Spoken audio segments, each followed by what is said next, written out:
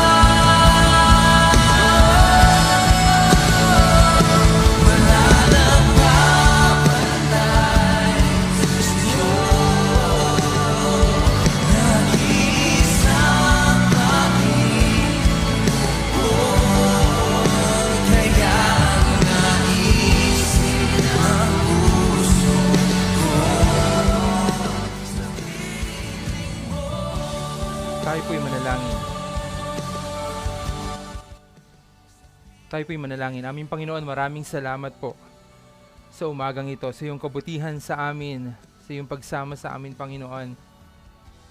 Salamat sa panibagong umaga na iyong ipinagkaloob, sa panibagong buhay, sa iyong pagpapala sa amin. Maraming salamat po. Dalangin namin, O Diyos, ay maibigay namin sa iyong pinakamataas na papuri at pasasalamat sa umagang ito, Panginoon, sa iyong kabutihan at pagmamahal sa amin, Panginoon. Pinupuri ka namin, O Diyos, at pinapasalamatan. Ito po aming panalangin sa matamis na pangalan ni Jesus. Amen.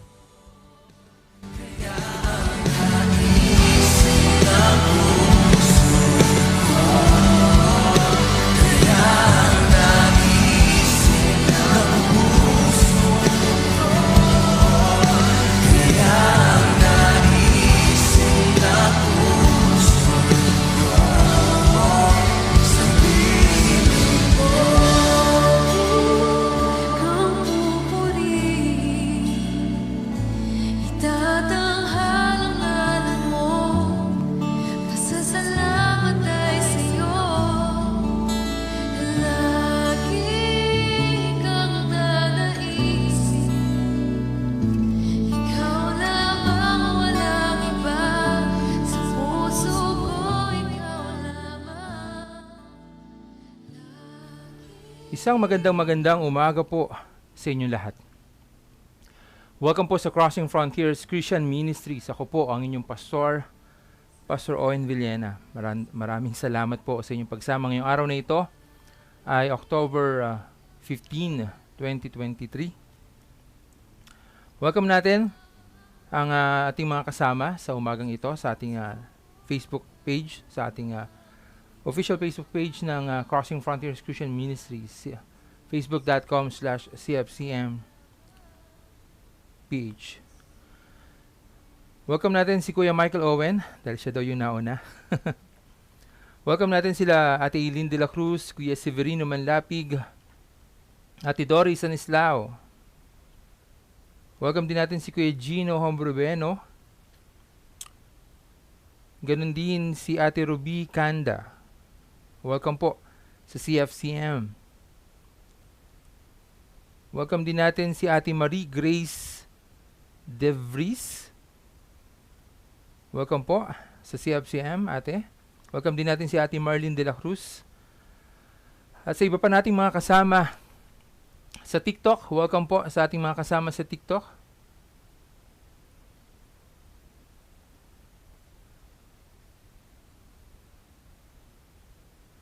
Welcome po sa inyong lahat. Welcome din natin si Ate Ruth Estrella Cruz. Yan. Dito po sa CFCM ay kung mapapansin nyo sa aming live stream worship, never po kami nagkaroon ng any offering. At alam po yan ng mga members natin. At kami po sa CFCM pinipilit namin na magawa yung aming magagawa upang makatulong po sa lahat ng mga nangangailangan. Nandiyan po yung Secret Rider natin at nagpapatuloy pa din. At nung nakaraang anniversary, pumunta po tayo sa dam site area upang tumulong. So, our members can testify that we don't have any offerings or tithing dito sa live stream worship ng CFCM. So, sa lahat po ng kasama natin sa buong 4 na taon, maraming salamat po sa inyo. Magandang umaga po again kay Ate Ruth Estrella Cruz. At lagi po kayo mag-iingat.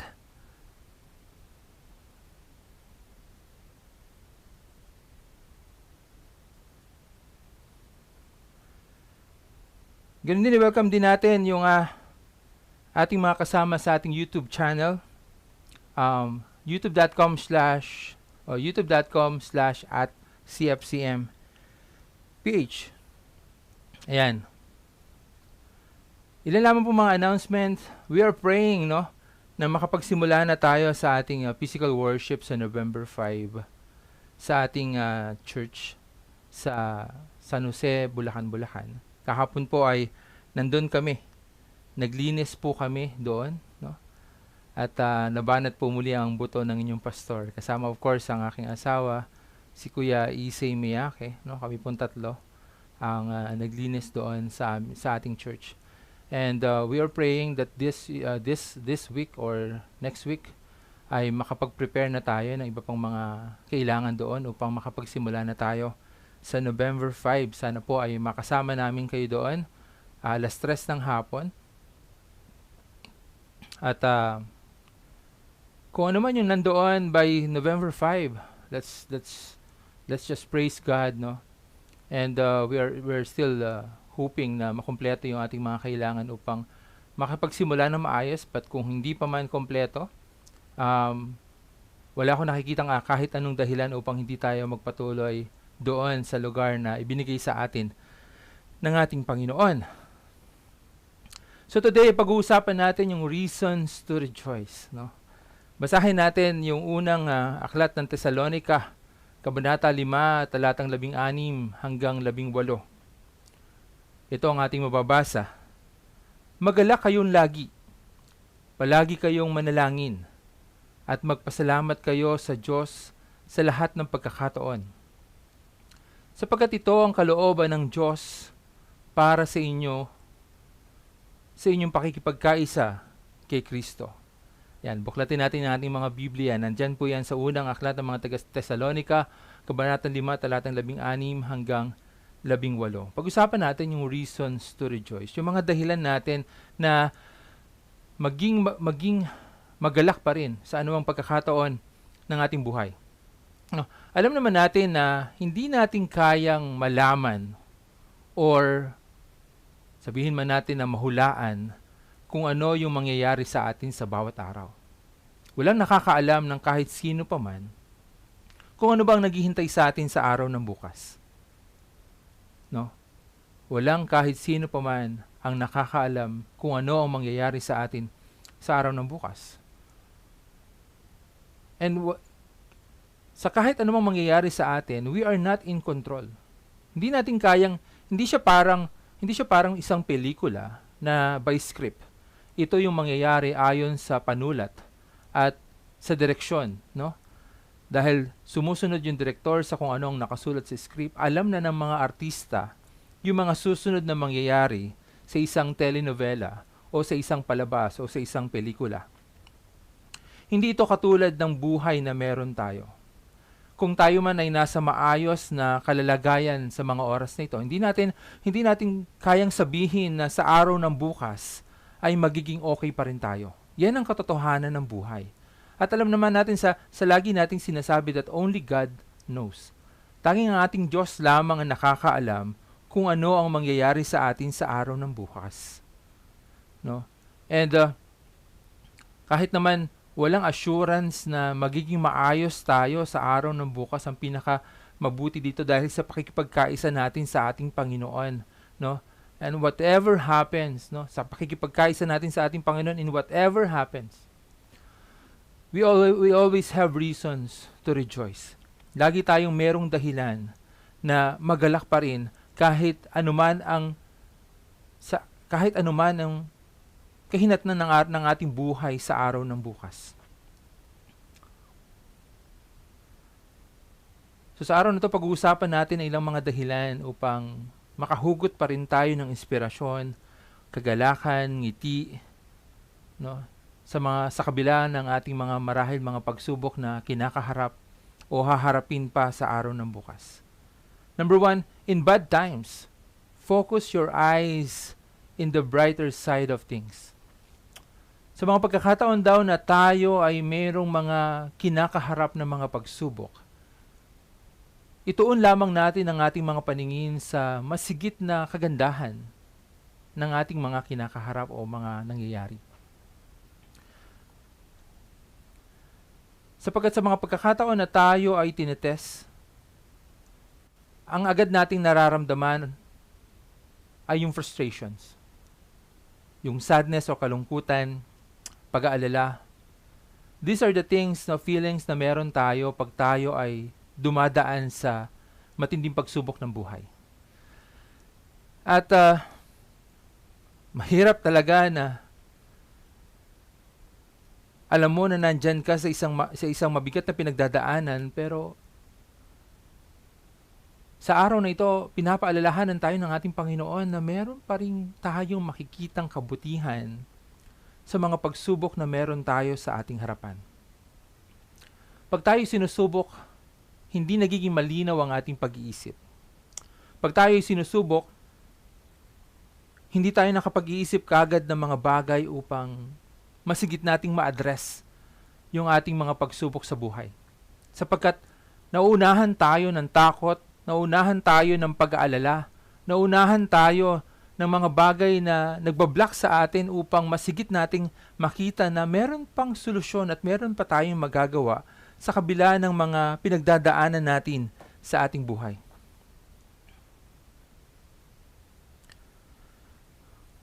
Sa mga pagkakataon na tayo'y sinusubok, ang nakikita lamang natin ay ang dilim.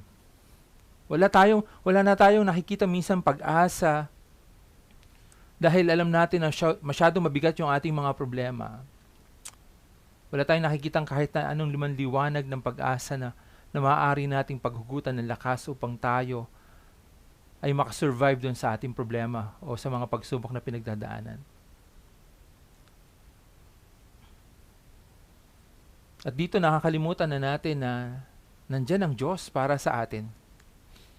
Nandyan ang kamay ng ating Panginoon upang hawiin ang dilim at ipakita sa atin ang liwanag.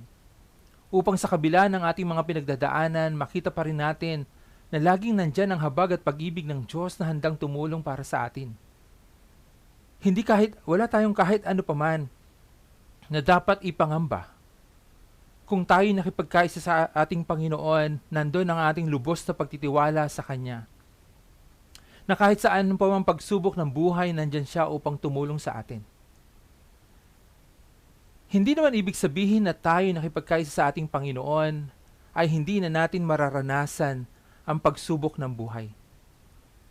Lagi ko nga sinasabi, ang pagpatak ng ulan o sa panahon na papatak ang ulan, hindi lamang ang mga masasamang tao ang mababasa nito. Maging ang mga mabubuting tao ay nababasa din ito. Ibig sabihin, hindi porket tayo ay nakipagkaisa sa ating Panginoon, hindi porket tayo ay mga mananampalataya o hindi porket tayo ay laging nagsisimba ay hindi na tayo makakaranas pa ng mga pagsubok sa buhay. Ang kagandahan lang ng isang mananampalataya, ang kagandahan lang ng isang nakipagkaisa sa ating Panginoon, alam natin na sa mga pagkakataon na tayo ay sinusubok, nandyan ang ating Panginoon upang tumulong sa atin, upang abutin ang ating mga kamay, upang sabihin sa atin na hindi tayo dapat sumuko dahil nandyan siya para sa atin. Ito ang pagkakaiba ng isang mananampalataya na merong Diyos sa kanyang buhay at isang tao na wala o hindi niya kinikilala ang ating Panginoon. Nakakalungkot mang isipin na hindi lahat ng tao sa mundong ito ay merong ganitong klaseng pagtingin patungkol sa ating Panginoon. Nakakalungkot man sa pagbabrowse mo ng social media, nakikita mo rito na mas marami ng mga tao na tila wala ng respeto sa ating Diyos. Sa araw lamang ng linggo, mabibilang mo lamang ang mga taong nagsisimba ng tunay at wagas at dalisay sa kanilang puso. Bakit ko nasabi na ilan lamang ang tunay na sumasamba at tunay na nakikinig sa salita ng ating Panginoon? Sapagkat maraming mga tao, lalong higit sa panahon ng mensahe ng buhay, ang mga taong ito ay nasa labas. Para sa kanila ay pag sila'y nagtungo sa simbahan at natapos na ang pananambahan, yun ay sapat na para sabihin na sila ay nagsimba. Ngunit ano ba talaga ang ibig sabihin ng pagsamba? Sa pagsamba natin sa ating Panginoon, nandoon ang ating buong puso, sapagkat ito ang kapahayagan ng ating pagnanais na makipagkaisa sa ating Panginoon. Kung tayo ay naririto sa ganitong klaseng kalalagayan ng ating pananampalataya, alam natin na anumang pagsubok ng buhay na meron tayo, meron lagi tayong source ng liwanag upang paghugutan natin ng lakas at hindi na lamang tayo sumuko sa mga pagsubok na ito na ating kinakaharap o haharapin pa sa ating mga buhay. So lagi natin titignan, mga kapatid, sa mga pagsubok na mayroon tayo, yung brighter side nito. Halimbawa, ikaw ay sinusubok. Isipin mo, ano ba ang natutunan ko sa pagsubok na to? Ano ba ang makukuha ko na maaari kong baunin o maaari kong ibahagi sa iba upang sa panahon na sila man ay susubukin na katulad ng pagsubok na meron ako ngayon, ay meron silang panghugutan ng inspirasyon na kung paano ko to napagtagumpayan, ay ganun din naman mapagtatagumpayan nila ang mga pagsubok na meron sila sa kanilang mga buhay. Again, in bad times, focus your eyes in the brighter side of things. Second, pray and be thankful for whatever in front of us. No, sabi dun sa ating talatang binasa kanina, magala kayong lagi, palagi kayong manalangin. Magpasalamat kayo sa Diyos sa lahat ng pagkakataon, sapagkat ito ang kalooban ng Diyos para sa inyo, sa inyong pakikipagkaisa sa ating Panginoon. Pray and be thankful. Lagi nating iisipin na ang bawat araw ay isang pagpapala para sa atin upang tayo ay magkaroon ng isang pusong mapagpasalamat. Naunawaan ko naman na hindi madali na pumunta sa isang kalalagayan ng buhay na tayo ay sinusubok. Sino ba naman ang gusto ng problema? Sino ba naman ang gusto na magkasakit? Sino ba naman ang gusto na mawalan ng trabaho? Sino ba naman ang gusto na lumagay sa isang kalalagayan na marami siyang dapat bayaran pero hindi niya alam kung saan siya huhugot ng pera upang pagbayaran ito? Naunawaan ko na mahirap ito na kalalagayan ng ating buhay. At pag tayo ay nasa ganitong klaseng kalalagayan ng buhay, parang mahirap para sa atin na maging mapagpasalamat. Iniisip natin, paano pa ako magpapasalamat sa mga pagsubok na meron ako? Paano pa ako magpapasalamat sa mga bayarin na meron ako?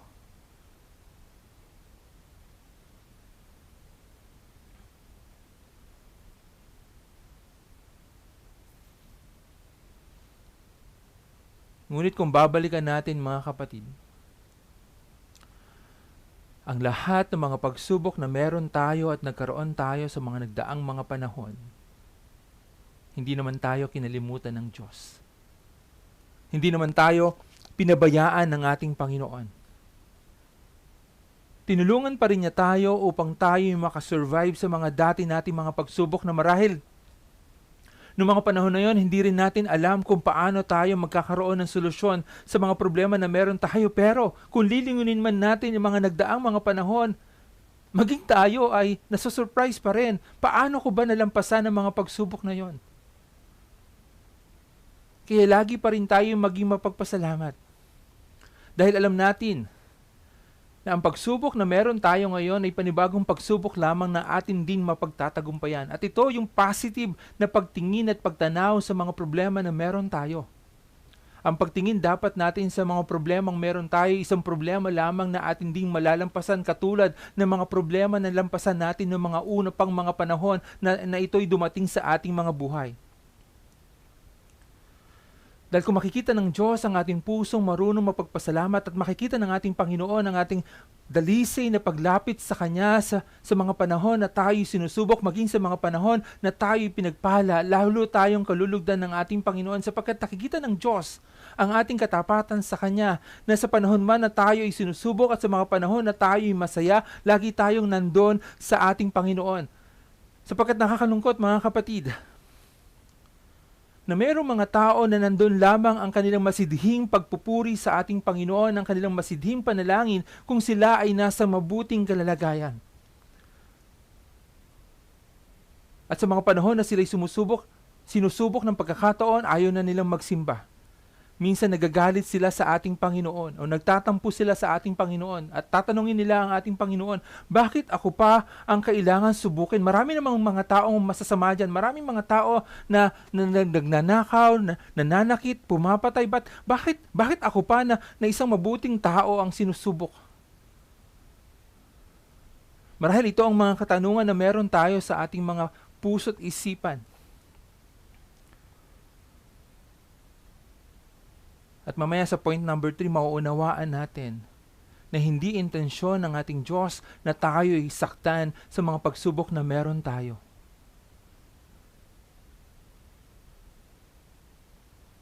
Ang katanungan kung bakit tayo sinusubok, ang pagsubok o problema sa buhay ay bahagi ng mga dapat lamang nating pagdaanan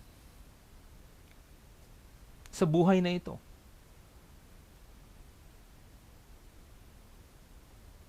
Walang ni sino mang mga tao na makapagsasabi na sa maraming taon nila na nabuhay sa mundong ito, ni isang beses ay hindi sila nagkaroon ng problema sa mundong ito. Lahat tayo ay may problema. Samot-saring mga bigat, laki o liit, ngunit ito'y mga suliranin din na meron tayo. Again, babalikan ko lamang. Ang pagkakaiba ng isang taong merong problema na merong Diyos, alam niya na meron siyang Diyos na makakapitan, alam niya na meron siyang Diyos na matatakbuhan, alam niya na meron siyang Diyos na maaari niyang tawagan, at alam niya na meron siyang Diyos na handang abutin ang kanyang mga kamay sa mga pagkakataon na siya'y hirap na at hindi na niya alam ang kanyang gagawin pa. Ngunit ang taong walang Diyos sa kanyang buhay, dahil limitado lamang ang kanyang lakas at hindi niya na alam ang kanyang panggagawin, susuko na lamang siya.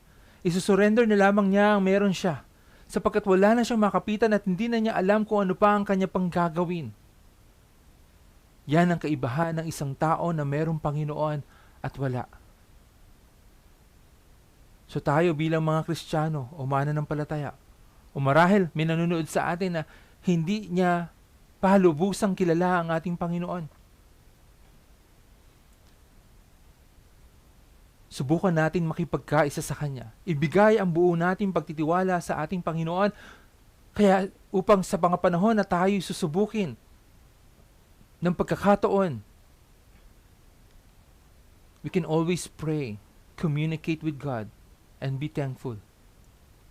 Dahil alam natin, ang pagsubok na meron tayo ay isa lamang pagsubok na ating malalampasan. Pangatlo, hurting us will never be God's intention. Ang saktan tayo ay kahit kailan pa man ay hindi nanaisin ng Diyos para sa atin.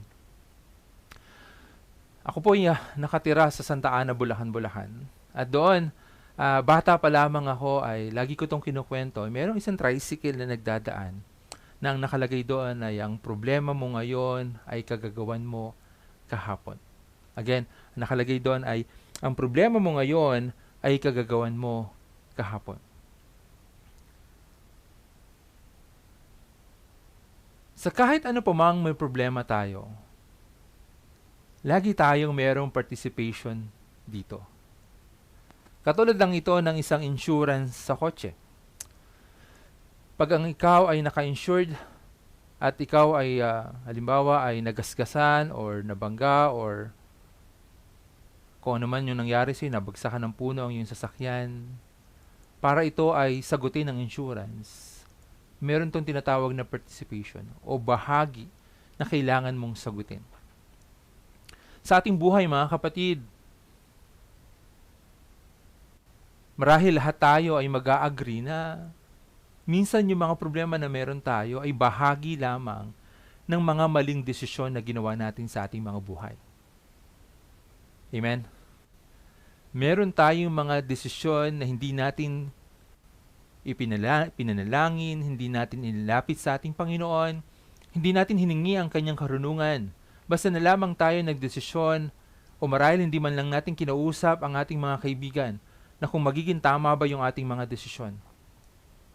Meron tayong bahagi at kung ano man na may problema sa atin ngayon, bahagi ito ng ating mga piniling desisyon sa ating buhay.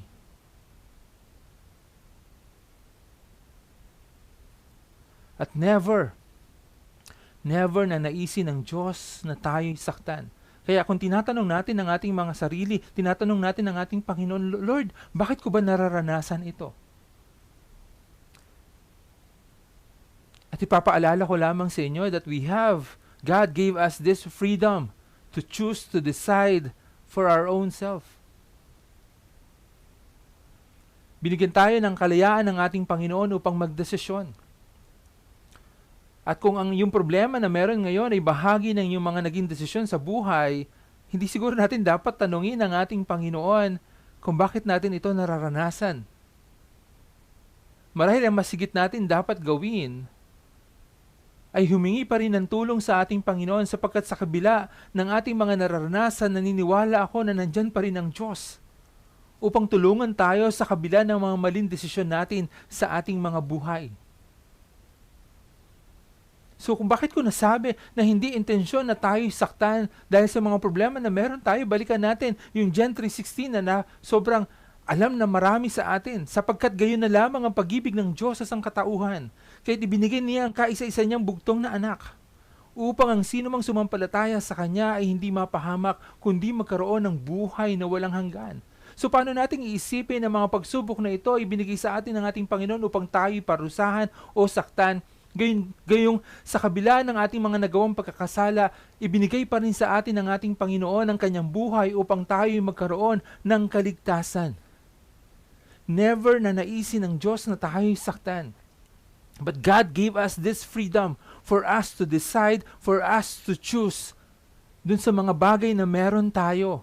Yung bawat araw na binabanggit ko kanina, God gave us the freedom to choose and to decide para sa ating mga sarili. At kung tayo'y nagkamali sa ating mga pagpili at mga desisyon na ginawa, nandyan pa rin ang ating Diyos upang magpaalala that I allow this for you to realize that you made a mistake.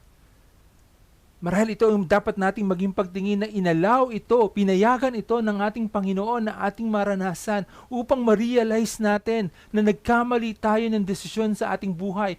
Upang sa mga pagkakataon na mangyayari ulit ito sa atin, tumingala muna tayo sa Kanya, lumapit muna tayo sa ating Panginoon at manalangin at hilingin ang Kanyang karunungan, ang Kanyang wisdom upang hindi na tayo magkamali pang muli sa mga gagawin natin desisyon sa ating buhay.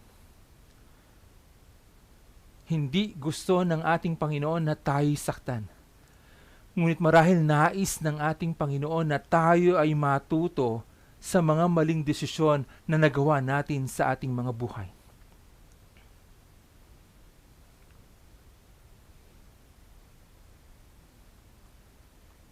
Again, kung gusto natin na makita ang mas marami pang mga positibong mga bagay sa kabila ng mga problema na meron tayo, makipagkaisa tayo sa ating Panginoon. Huwag naman tayong sumandig sa ating mga nalalaman, sa ating lakas o kakayanan.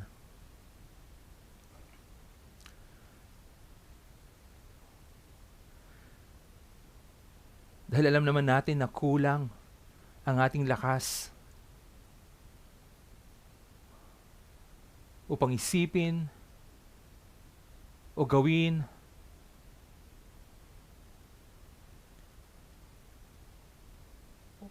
ang mga solusyon na sa mga problemang kinakaharap natin. Kulang pa ba? Kulang pa ba yung ibinigay na ng Diyos ang kanyang buhay? Kulang pa ba na binigyan kanya ng buhay? Kulang pa ba na sa bawat araw nasa iyo ang buhay?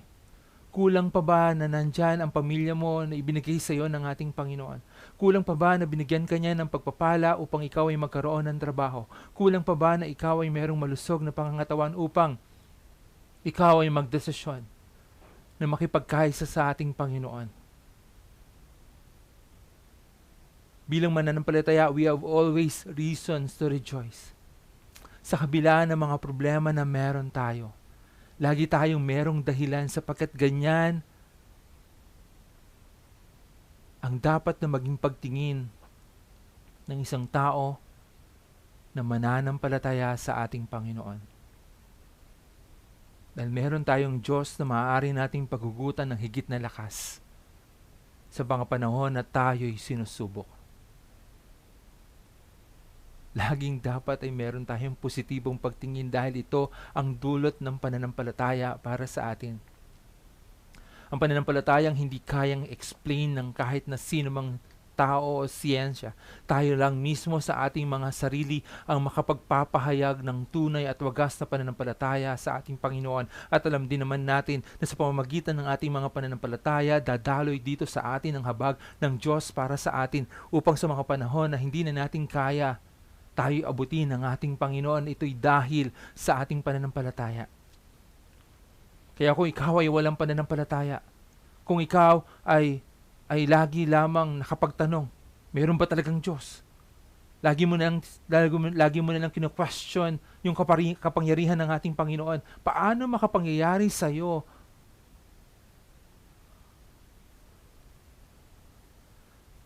Paano makapangyayari sa iyo na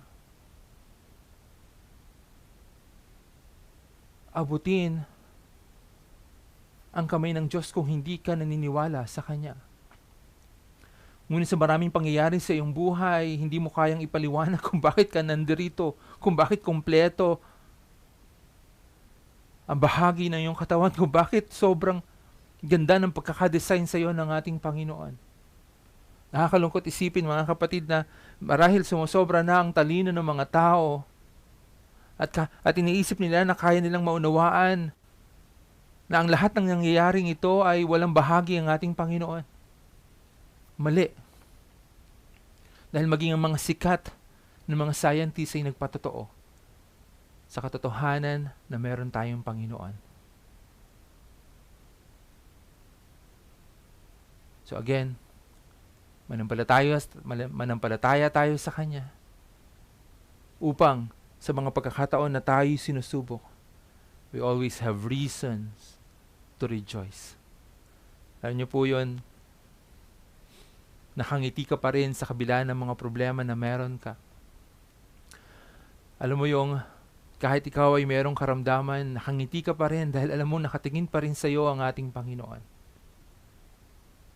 Ito ang mabuting pagtanaw ng isang taong mayroon pananampalataya sa ating Panginoon. At sa mga tao na hindi naniniwala sa ating Panginoon, sa kabila ng inyong mga narinig, marahil darating ang panahon at maunawaan nyo rin ang katotohanan ito. Ang nakakalungkot lang, pag dumating marahil yung panahon na yon, baka wala ka ng panahon. Nabalikan pa ang mga nagdaang panahon upang itama ito. Naniniwala ako na nakita na ng lahat ang katotohanan ng Diyos sa ating mga buhay. At kung tayo ay patuloy lamang na magiging tapat sa Kanya, masigit nating mararamdaman ang pagtulong ng ating Panginoon sa atin lahat. Pagpalain tayong lahat ng ating Panginoon sa umagang ito. Tayo manalangin.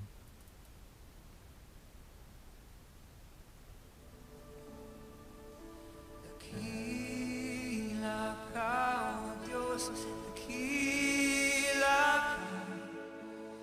Dakila ka, O Diyos, sa habang panahon. Sa bawat ikati, tagumpay man ay naroon.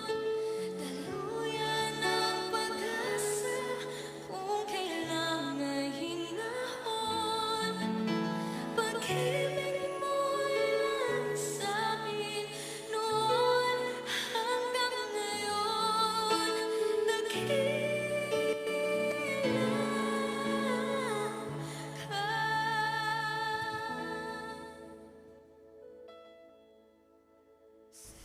Tayo po'y manalangin. Aming Panginoon, maraming salamat sa araw na ito. Salamat o Diyos sa iyong kabutihan sa amin. Salamat Panginoon dahil lagi ka nandyan para sa amin. Salamat Panginoon dahil sa kabila ng aming mga pagkukulang, sa kabila ng aming pagdududa, sa kabila ng aming mga nagagawang pagkakamali, patuloy mo pa rin kaming binibigyan ng pagkakataon na baguhin ang aming mga sarili. Dalayan ko, O Diyos, ay makita ng lahat ang liwanag na nagmumula sa iyo. Ang dakilang dahilan kung bakit mo kami nilikha sa mundong ito. At nawa, Panginoon, sa bawat araw na iyong pinagkakaloob sa amin ay maging pagpapala kami sa buhay ng marami. Salamat, Panginoon. Dahil sa kabila ng maraming kalayaan sa pagdedesisyon at sa marami pang iba na nagagawa namin na kung sa maraming pagkakataon kami nagkakamali, nandyan ka pa rin, Panginoon. Patuloy pa rin kami tinitignan at sinusubaybayan. Muli, O Diyos, patawarin mo kami sa aming mga nagawang pagkakamali sa iyong harapan. Sa umagang ito, Panginoon, patuloy ko pong ipinagpapasalamat. Inilalapit at dinadalangin sa iyo, Panginoon, ang aming pamilya.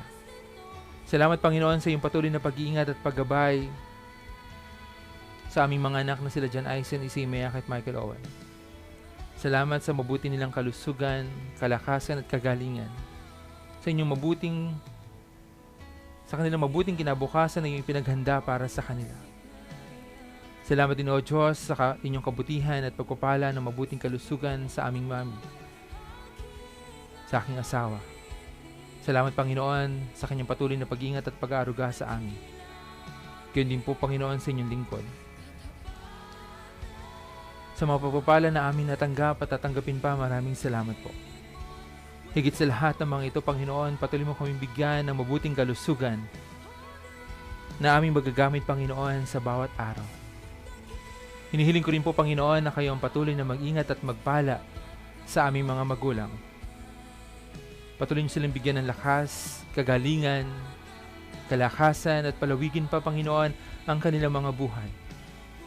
Salamat, O Diyos, dahil Ikaw ang pumili sa kanila upang aming maging mga magulang. Kila tatay at kila nanay, kila mamsi at kila papsi, patuloy niyo po silang tignan, ingatan at gabayan, Panginoon. Hinihiling ko rin, O Diyos, ang iyong patuloy na pag-ingat at paggabay sa aming mga kapatid. Sila Leia, Inday, Loida, Jores at Dayan.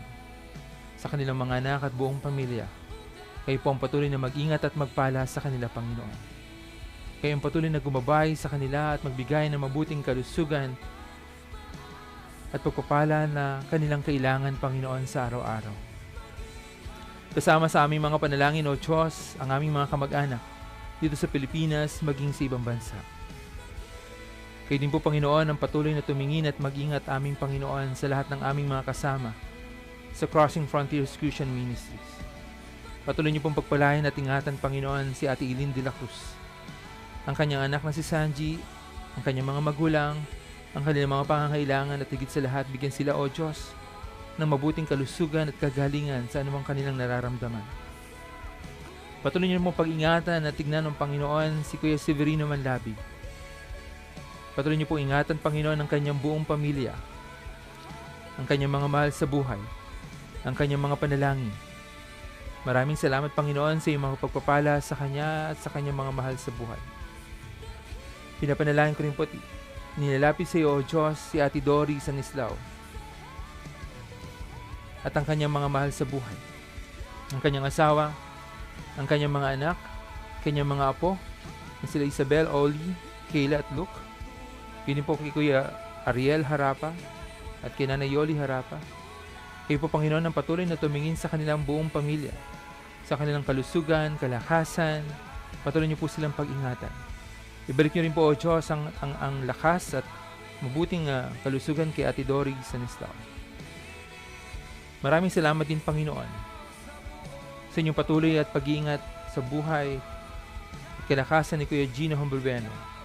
Kayo po, Panginoon, ang patuloy na mag-ingat at magpala sa kanya, sa kanyang buong pamilya, sa kanyang trabaho.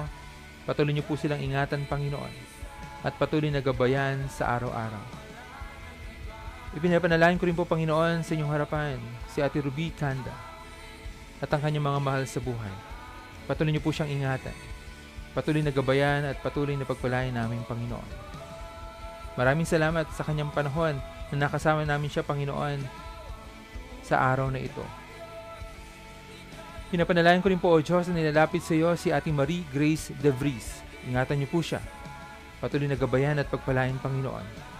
Yun din ang kanyang mga mahal sa buhay at pakinggan, Panginoon, ang kanyang mga panalangin. Nilalapit at dinadalain ko rin po, Panginoon, si Ate Marlene de la Cruz. Kayo din po, Panginoon, patuloy na mag-ingat at magpala sa kanya at sa kanyang sa kanyang pamilya at sa kanyang mga pangangailangan, Panginoon. Nilapit at pinapanalangin ko rin po, Panginoon, si Ate Ruth Estrella Cruz. Maraming salamat, Panginoon, sa kanyang buhay at sa kanyang asawa. Kayo po, Panginoon, ang patuloy na mag-ingat at magpala sa kanya, Panginoon. Bigyan din siya, Panginoon, ng patuloy na kalakasan at patuloy na pag-ingatan, Panginoon, ang kanilang mga mahal sa buhay. Kayo din po, Panginoon, patuloy na gumabay kay Ate Mer Santos. Maraming salamat, Panginoon, sa inyong patuloy na paggabay at pag-ingat sa kanila at sa kanilang mga mahal sa buhay. Maraming salamat, O Diyos, dahil lagi ka nandyan para sa kanila at patuloy na umaalalay. Patuloy niyong tignan ang kanilang mga pangangailangan at bigyan sila, Panginoon, ng mabuting kalusugan. Kayo din po, Panginoon, patuloy na mag-ingat at magpala kina Nanay Tasing Victorino at sa kanyang buong pamilya. Sa kanyang mga panalangin, kayo po ang patuloy na duminig at bigyan din sila, Panginoon, ng mabuting kalusugan na kanilang kakailanganin sa araw-araw. Nilapit ko rin po, O Diyos, si Kuya Steve Fiosca at ang kanyang buong pamilya, ang kanyang mga mahal sa buhay, ang kanyang pagtatrabaho, ang kanyang kalakasan at kalusugan. Kayo nga po, Panginoon, ang patuloy na magbigay nito sa kanya at sa kanyang mga mahal sa buhay. Tignan din, O Diyos, ang kanilang mga pangangailangan at patuloy na samahan sila, Panginoon, sa bawat araw. Maraming salamat din, Panginoon, sa buhay ni Ate Shai Pascual na nakasama namin sa araw na ito. Kayo nga po, Panginoon, ang patuloy na mag-ingat at magpala sa kanya. Kayo nga po, Panginoon, ang patuloy na gumabay sa kanya at sa kanyang buong pamilya. Ingatan niyo po siya, Panginoon. Patuloy na gabayan at pagbalain sa bawat araw. Inilapit at pinapanalangin ko rin po, Panginoon, si Ate Maria Hazel Manawis. Maraming salamat, Panginoon, sa kanyang panahon na siya'y nakasama namin sa araw nito. Tignan niyo po siya, Panginoon, ganun din ang kanyang buong pamilya. Dinggin din, Panginoon, ang kanyang mga panalangin at patuloy na gabayan sa araw-araw. Pinapanalangin ko rin po, Panginoon, si Nanay Marcelina Milan at ang kanyang buong pamilya. Kayo nga po, Panginoon, ang patuloy na mag-ingat at magpala sa kanilang lahat. Sa kanilang pangangailangan, sa kanilang kalakasan. Kayo nga po, Panginoon, ang patuloy na gumabay at mag-ingat, Panginoon. Kagalingan din, Panginoon, ang aming panalangin muli para kay Ate Shai Pascual. Maraming salamat, Panginoon, sa kanyang katapatan. At nawa, Panginoon, maramdaman at maranasan niya, Panginoon, ang iyong habag at kapangyarihan na siya ipagalingin, Panginoon. Maraming salamat din, Panginoon, muli sa panibagong taong buhay na iyong pinagkaloob kay Ate Ruth, Nanay Ruth Estrella Cruz. Maraming salamat, Panginoon, at pinagdidiwang namin ang panibagong taon nito na iyong pagkakaloob para sa kanya, aming Panginoon.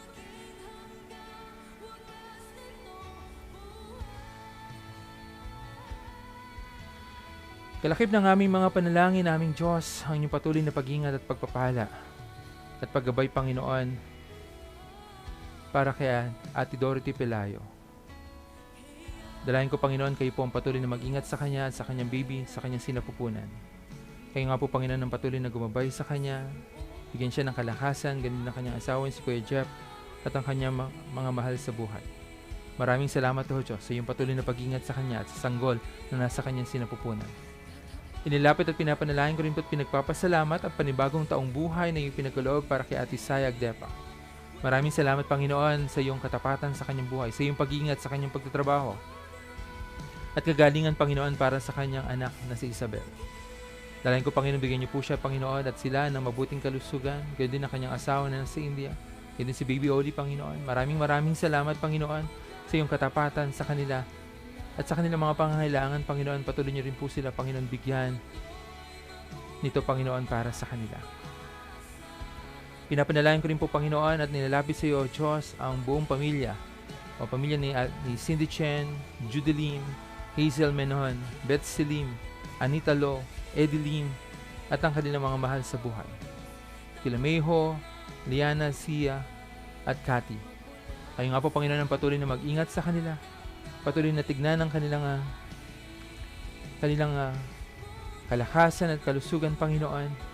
At nilalapit ko rin po, Panginoon, ang sino mang may karamdaman sa kanila. Ikaw rin po, O Diyos, ang magbigay at magpadaloy ng kalusugan na kanilang kailangan, Panginoon. Pinapanalangin ko rin po, Panginoon, O Diyos, ang iba pa naming mga kasama sa CFCM. Sila na ni Lydia Godoy. Kayo po, Panginoon, ang patuloy na mag-ingat at magpala sa kanya at sa kanyang buong pamilya. Kay Ate Luisa Mendoza, sa kanyang asawa si Kuya Romel, kanyang mga anak at apo na nagdiwang ng kaarawan kahapon. Si Baby Latrice, kayo po magbigay ng patuloy ng kalakasan at kalusugan sa kanya. At panatilihin siya, Panginoon, na maging mabuting bata at anak sa kanyang mga magulang, Panginoon. Kay Ate Alma Gutierrez, kay Kuya Anthony at ang kanilang mga anak. Kayo nga po, Panginoon, ng patuloy na mag-ingat at magpala sa kanila, aming Panginoon. Muli, maraming salamat po, O Diyos. Kung meron man kami, O Diyos, na nakalimutang ilapit sa iyo, Panginoon, ikaw pa rin ang higit na nakakaalam at nakakakita ng pinakamabuti sa amin. Patuloy ko rin po nilalapit sa iyo, Panginoon, si Kuya Ricky Bernabe. Kayo nga po, Panginoon, ng patuloy na magbigay ng kalakasan sa kanya at kagalingan sa anumang kanyang nararamdaman.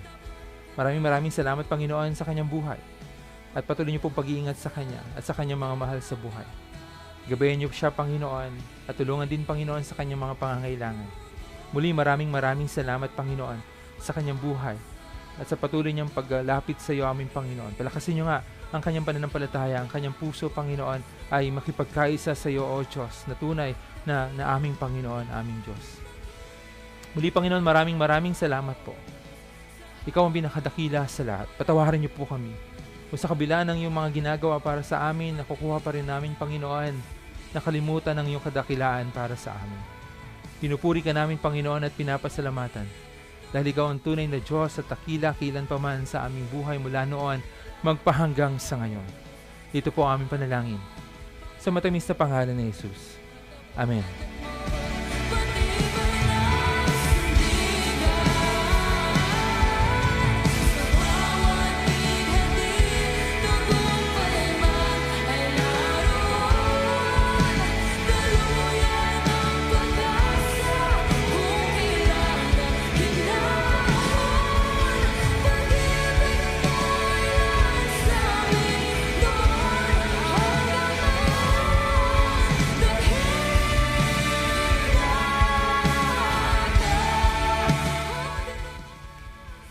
Maraming salamat po sa lahat ng ating mga nakasama ngayong araw na ito. Maraming salamat po muli kila Ate Eileen de la Cruz, sila Kuya Severino Manlapig. Maraming salamat po kay Ate Doris Enslao. Maraming salamat for sharing our live stream for today. Ganun din, maraming salamat kay Kuya Gino Humberbeno. Maraming salamat po kay Kuya Ricky Bernabe. Bro, we're praying for you. Maraming salamat sa pagsama. Kay Ate Ruby Kanda, welcome po sa CFCM. Maraming salamat po for joining us today. Ganun din, welcome kay Ate Marie Grace De Vries. Welcome po at maraming salamat po sa pag-join sa amin ngayong araw na ito. Kay Ate Marilyn De La Cruz, maraming salamat po, ate. Ingatan po kayo. Happy birthday kay Ate Ruth Estrella Cruz.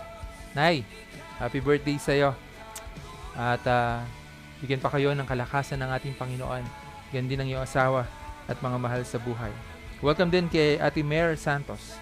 Maraming salamat po sa pagsama sa amin dito sa CFCM. Ganun din, welcome po kay Nanay Tasing Victorino. Welcome po at maraming salamat po for joining us. Welcome. Thank you for joining us, kay Steve Piosca. Welcome kay Ate Shai Pascual. Kagalingan po ang aming panalangin para sa iyo, Ate Shai. Welcome po dito sa CFCM. Ganun din kay Maria Hazel Manawis. Maraming salamat po for joining us and welcome po sa CFCM. Thank you din po kay Nanay Marcelina Milan for joining us today po. Maraming salamat po. At